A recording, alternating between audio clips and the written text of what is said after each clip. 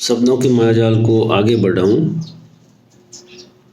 मेरा युवा मित्र हमेशा मिलता है तो मारवाड़ी है, तो हमेशा कहता है भाई साहब मुजरो सा, और मैं बड़े अच्छे अंदाज से मुझे वापस करना पड़ता है, बस खुश रहो, आनंद करो, मौज करो, यही होता है।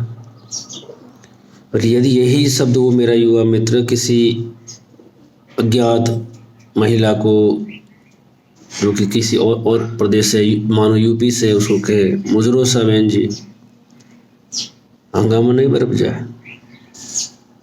मुजरो, मुजरा, जो मन पसंद आए उसका अर्थ निकालेगा ही, क्योंकि उसका अर्थ नहीं समझ में आ रहा है।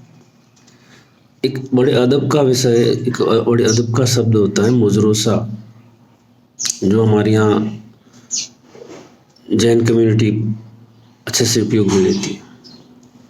और यही शब्द मुजरा बन जाए, कोई कह दे और क्या हंगामा बन जाए कि तुमने कितना नीच शब्द काम ले लिया, ये भी कह सकते हैं ना, जबकि ये शब्द कितना आदरणीय है। उस मुजरो सा को मुजरा कह दे और वो किसी भद्र महिला को कह दे जो इसका अर्थ नहीं समझती हो कि अगला क्या कहना चाहता है, तो अर्थ का कितना भयंकर अनर्थ हो जाता है। अब अपन क्या कर रहे हैं, इस देश के अंदर राजनीति में जो अभी बाहर बैठे, हाशिए पे बैठ गए एक बार आकर के, उन बहुत छटपटाहट है और उनके पास एक ही प्लान है कि वो राजनीति की मुख्य धारा में वापस कैसे आएं, सत्ता को कैसे प्राप्त करें, सत्ता का भोग कैसे करें, सत्ता का आनंद कैसे लें। इसके लिए वोट चाहिए। अब वोट एक बार कोशिश कर ली नहीं मिली, दूसरी बार कोशिश कर ली नहीं मिली, तो तीसरी बार मिलने के भी चांस मन में तो उनके क्षीण है, बोलने में कुछ भी बोले।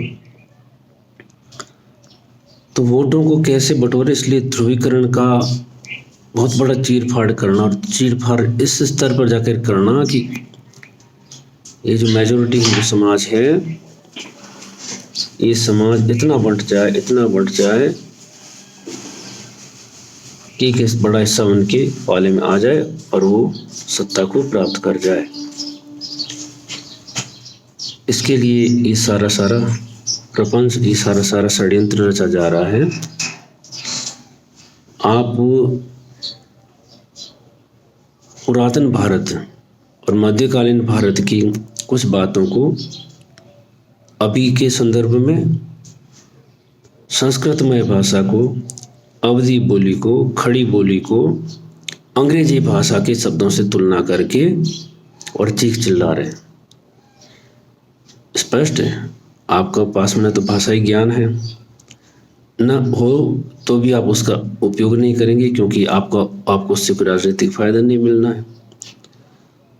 भूवर्द सुद्रास बाबा साहब ने अपनी पुस्तक में बहुत स्पष्ट लिखा है, और जो भी ओबीसी या अन्य पिछड़ा वर्ग जिसको बोलें, या जो SC ST बंधु हैं जो पालना करना चाहते हैं कि शूद्र क्या है, शूद्र की परिभाषा क्या है, तो बाबा साहब से बढ़ करके कोई ऑथेंटिक चीज़ इस देश में नहीं है उनके लिए, हम सब के लिए भी। भूवर्द सुद्रास में बाबा साहब का प्रियम्बलम देखिएगा, प्राकथन देखिएगा, बहुत स्पष्ट लिखा है।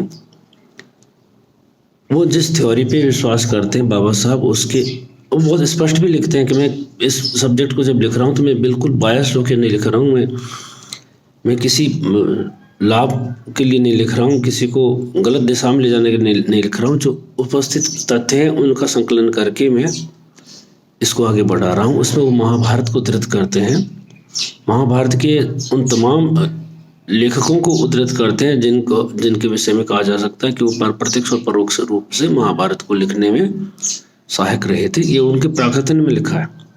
फिर उनके प्राकथन में उन्होंने स्पष्ट लिखा है, वो लिखते हैं कि पहले इंडो आर्यन सभ्यता में किसी तरह का शूद्र नहीं था, 3 वर्णी थे, ब्राह्मण, क्षत्रिय और वैश्य। फिर शूद्र कहाँ से आए, तो शूद्र में वो जो आता है मैक्स मुलर की धारणा, उस मैक्स मुलर की धारणा को नहीं मानते।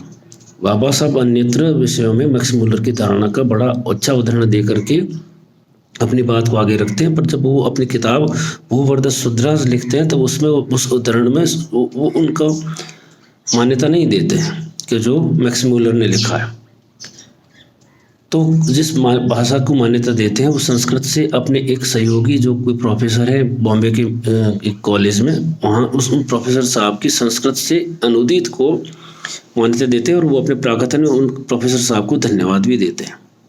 अब इसमें क्या है, अच्छा होगा आप स्वयं जा कर के पढ़ें। मैं बोलूँगा तो आप कहोगे कि आपने तो सब अपनी मर्जी से अर्थ निकाल लिया। तो आप खुद जाकर के भूवर्ध शुद्राज पढ़िएगा, तो उसमें बाबा साहब शूद्र, अब आप उन शूद्र जो शब्द है, शूद्र शब्द, शूद्र तो राजा बताए गए थे। बाबा साहब के प्राकथन में आप पढ़ेंगे तो आपको कुछ मोटे मोटे तौर पे ये एहसास होगा कि शूद्रों को हायर क्लास बताया गया था, और हायर क्लास ने क्या किया था कि देवर टायरेनिक अगेंस्ट टायरेनिक एंड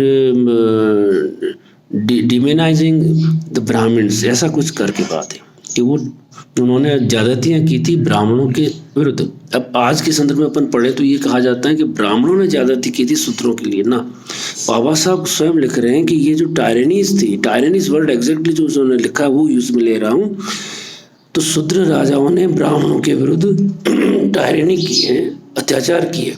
उस अत्याचारों से तंग आकर के ब्राह्मणों ने शूद्रों का उपनयन रोका है। तो बहुत स्पष्ट, बहुत अलग ही मामला है यहाँ। तो tyranny was done from Shudras towards the Brahmins. यहाँ बिल्कुल सत्य सुन रहे हैं। मैं नहीं, मैं भाषा का ज्ञानी नहीं हूँ, मैं इतिहास का ज्ञानी नहीं हूँ, मैं तो एक साधारण पाठक हूँ। मैं जब पुस्तक को पढ़ता हूँ तो मैं उसको 4 बार 5 बार वापस उस प्राकथन को पढ़ता हूँ, देखता हूँ वहाँ बाबा साहब यही लिख रहे हैं उसमें, शूद्राज और higher community at the level बोल रख रहे हैं क्षत्रियों के। और उन ये अब अभी के संदर्भ में उस संस्कृत के तत्कालीन शब्द को आज के संदर्भ में, आज के अंग्रेजी शब्दों के जाल में नहीं उलझा सकते आप। एक बहुत बड़े विचारक ने, बहुत बड़े लेखक ने, वो लिखते हैं इस ऑल थ्रू इज रिसर्च, वो यूँ नहीं लिख रहे हैं कि मैं सुनी सुनाई बात को यहाँ ला रहा हूँ। और वो स्पष्ट करते हैं कि संस्कृत का मुझे ज्ञान नहीं, पर संस्कृत में मैक्स मुलर के अनुदित बात को इस बात में नहीं मानता हूँ, मैं एक दूसरे लेखक है उसकी बात को मानता हूँ, और इसके लिए मुझे फलां जो प्रोफेसर साहब हैं बॉम्बे के कॉलेज के, उस कॉलेज के प्रोफेसर साहब की अनुदित बात को ही मैं मान रहा हूँ।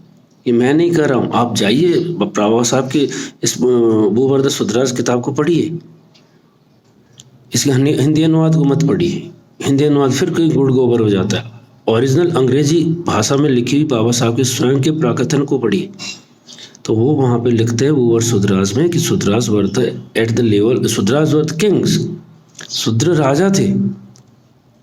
अंदर की सारी कहानी, अंदर के लगभग 300 पृष्ठ की किताब है, उसके अंदर जाके पढ़िएगा, आपको बहुत बहुत आनंद आएगा, अलग से ही आनंद आएगा। आप अलग दुनिया में चले जाओगे, अलग विचारों में चले जाओगे। अब जब जाकर के आपको पता चलेगा कि शूद्रवर्त राजा और राजाओं ने क्या किया था, ब्राह्मणों के विरुद्ध अत्याचार किए थे, उस अत्याचार से तंग आकर के ब्राह्मणों ने उन शूद्र राजाओं का उपनयन नहीं किया था, यज्ञोपवीत संस्कार नहीं किया था। इसके कारण जाकर के समयांतर में जो शूद्र राजा थे वो चौथी श्रेणी आ गई और वो हीन श्रेणी गिने जाने लगे। तो शायद ये भी एक बहुत बड़ा ऐतिहासिक तथ्य रहा होगा कि बाबा साहब ने उस तथ्य को बहुत बारीकी से समझा और देखा कि ये वही होता है। उपनयन मतलब एक तरह का आपका आधिकारिक तथ्य है, और संविधान में अगर उस तथ्य को बदला जाए, कुछ लोगों के लिए उस संविधान के अंदर जो नीचे बैठे हैं उनके लिए कुछ संरक्षण दे दिया जाए, तो वापस से इससे इतिहास दोहरा करके ये सारा कुछ उल्टा पुल्टा हो सकता है। बाबा साहब को सूत्र यहीं से मिले होंगे कि Shudras were once upon a time they were the kings, और वो किंग बड़े अपने उस उच्च पद से नीचे कैसे गिरे, वो गिरे अपने इन लक्षणों के कारण। तो अगर कोई किसी लक्षणों के कारण नीचे गिरता है क्योंकि उसको कानून का संरक्षण नहीं था उस वक्त के, उस तत्कालीन, तो उस वापस से संरक्षण देकर के नीचे से वापस ऊपर जाया जा सकता है। बहुत सिंपल थ्योरी, कॉम्प्लिकेटेड नहीं है, बहुत सिंपल थ्योरी अप्लाई की गई। आज तारीख में भारत में कोई वर्ण व्यवस्था नहीं है। कोई व्यक्ति जाके कह सकता है कि मैं ब्राह्मण इसलिए मुझे इस वर्णाक्रम में यहाँ बैठा हूँ। बैठा तेरे घर में बैठ भाई। कोई क्षत्रिय वैश्य कोई भी जाकर के कहते हैं मैं इस देश के अंदर मैं इस वर्ण व्यवस्था का हिस्सा हूँ, ऐसा नहीं है। आज आप इस संविधान के हिस्से, और संविधान जिस भाषा को समझाते हैं उस हिसाब से चलेंगे, तो वर्ण व्यवस्था तो ही नहीं। अब आप क्या कर रहे, आप शूद्र शब्द जो है तत्कालीन शब्द था शूद्र, जो संस्कृत में शब्द है जिसका बहुत बारीकी से, बहुत विस्तृत विवेचन गोवर्धन शुद्धदास में बाबा साहब करते हैं। उस शब्द का आज आप अंग्रेजी अनुदित करते हैं, अनुदित करके उसको OBC और SC ST बना देते हैं। बाबा साहब बहुत स्पष्ट है कि आज का जो SC ST है वर्ग है, ये उस वक्त के शूद्र से तुलना नहीं कर सकते, ये शब्द बिल्कुल भिन्न है। आज आप जिस संदर्भों में शूद्र शब्द को काम लेते हो बिल्कुल यथार्थ रूप से झूठ है। वो तत्कालीन एक संस्कृत में शब्द था जिसका अर्थ आज के तथा जिस संदर्भ में हम शूद्र काम ले रहे उसका कोई लेना देना नहीं है।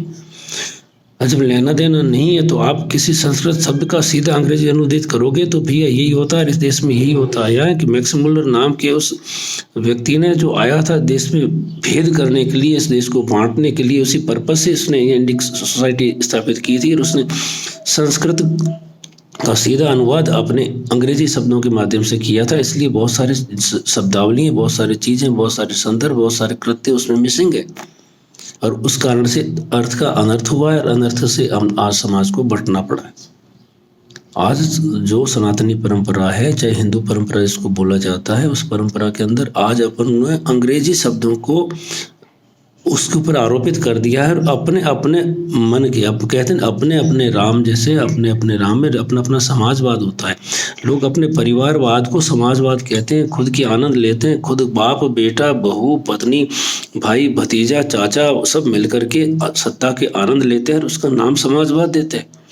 ठीक वैसे ही आज आप लोग और हम लोग मिलकर के क्या कर रहे हैं, धर्म के उन शब्दों का अपने अपने एंगल से सोच करके उसका दुरुपयोग करके करते। एक और नेताजी चीख रहे थे कि मैं क्या शुद्ध, बताइएगा इसके हिसाब से मैं शूद्र नहीं हूँ। मैं नेताजी आपको बताता हूँ, अगर आप वेद परंपरा से देखें तो मैं तथाकथित ब्राह्मण परिवार में जन्म लिया हूँ। मेरे पीछे मेरा सरनेम शर्मा लगता है, पर मैं कर्म से चिकित्सक हूँ, इसलिए मैं कर्म से शूद्र हूँ। मैं कर्म से शूद्र हूँ क्यों, मेरा कर्म शूद्र है। मेरा कर्म गंदगी के साथ में, मेरा पेशाब के साथ में, थूक के साथ में, मल के साथ में मेरा काम है, इसलिए मैं पेशे से शूद्र हूँ चिकित्सक होने के नाते। आप क्या पूछ रहे हैं नेताजी कि आप शूद्र हो? आप तो कुलीन हो, उच्च कुलीन हो, आप शूद्र नहीं हो। कैसे शूद्र कहोगे आपको? आप सत्ता के बड़े शिखर पे जाकर के आपने आनंद लिया, तो आप शूद्र नहीं हो श्रीमान। आप जन्म से आप भी बड़े हो, क्षत्रिय वंश में बैठे हो और आपने आनंद भी भोगा है उसका, इसलिए आप उच्च कुल के हो, उच्च ही रहोगे। अगर उस परिभाषा पे जाएं, पर संविधान की परिभाषा से आप मेरे में कोई फर्क नहीं है, पर आप उस वर्ण व्यवस्था की परिभाषा से जाते हो तो श्रीमान ध्यान दीजिएगा, मेरा जन्म किसी ब्राह्मण परिवार में हुआ पर मैं संस्कार से ब्राह्मण नहीं हूँ, संस्कार से मैं एक चिकित्सक हूँ, चिकित्सक के नाते मैं एक शूद्र हूँ। बिल्कुल यही व्यवस्था है इस देश की। तो इस देश की इस व्यवस्था को आप ये राजनीतिक लोग सिर्फ और सिर्फ अपने राजनीतिक लाभ के लिए समाज में बहुत बड़ा विभेद जो कर रहे हैं, ये कलंक है। ये कलंक का टीका आपके माथे पे लगेगा और उस कलंक को लगाने के लिए आप हिंदी साहित्य के शिरोमणि बाबा तुलसी को उद्धृत कर रहे हो। तो आप जैसा मूर्ख महापापी मतलब स्वयं का नाश करने वाला कोई नहीं है। इस देश के अंदर, माटी के अंदर, इसकी हवा के अंदर राम हैं, अपने अपने राम हैं यहाँ पे। अगर राम को बीच में लेकर के, रामचरितमानस को लेकर के आप अपना राजनीतिक रोटियां सेकने की कोशिश करोगे तो निश्चित तौर से आप स्वयं नाश को प्राप्त होंगे। इसके लिए कोई ज़्यादा सोचने की जरूरत नहीं है। अच्छे भले लोग जो राम का विरोध करते थे, राम के अस्तित्व को नकारते थे, आज हजारों किलोमीटर अपने जूते फाड़ रहे हैं, भटक रहे हैं, पुनः उस राम की खोज में भटक रहे हैं जिस देश के कण कण में व्याप्त है। इसलिए श्रीमान अपने राजनीतिक लाभ के लिए ऐसा ना करें। बाकी राजनीति में आप अच्छा कर्म करोगे ना, आपको फल मिलेगा। आप नीच और अधम कहते हैं ना, वो जब नाश मनुज पे छाता है, पहले विवेक मर जाता है। आपका विवेक मर चुका है और आपका नाश सुनिश्चित है और समय पर आपको ये प्रतीत हो जाएगा। जय भारत, जय श्री राम।